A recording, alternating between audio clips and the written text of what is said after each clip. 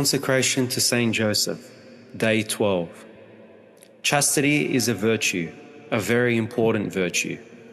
To be chaste is to have self-mastery, to be in control of your passions and sexuality.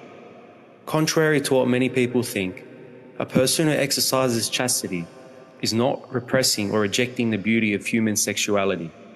On the contrary, chastity preserves the human heart and body for authentic self-giving. All people, no matter their vocation in life, are called to chastity. Chastity is the virtue that prevents us from being slaves to our passions and acting like irrational animals. Celibacy, on the other hand, is a special form of chastity. God calls some men and women to celibacy for the sake of the kingdom of heaven. Saint Joseph was both chaste and celibate. He was called by God to espouse a virgin consecrated to God in her mind, body, and soul. Saint Joseph was the chaste guardian of the Virgin. Saint Joseph and Mary lived in what is often called a Josephite marriage. They were truly husband and wife, but they never engaged in sexual relations. Their vocation was to be united in heart, mind, and soul, but never in body. They were both consecrated to God and sacrificed a natural good for a greater good, the salvation of souls.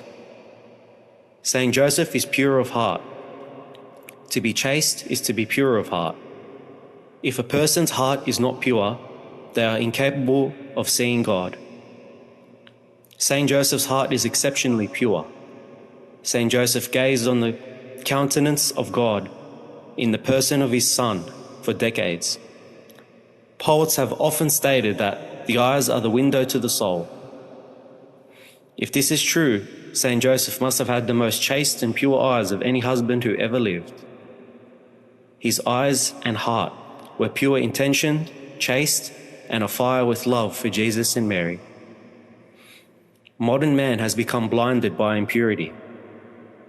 The world encourages premarital relations, cohabitation, contraception, and many other immoral practices.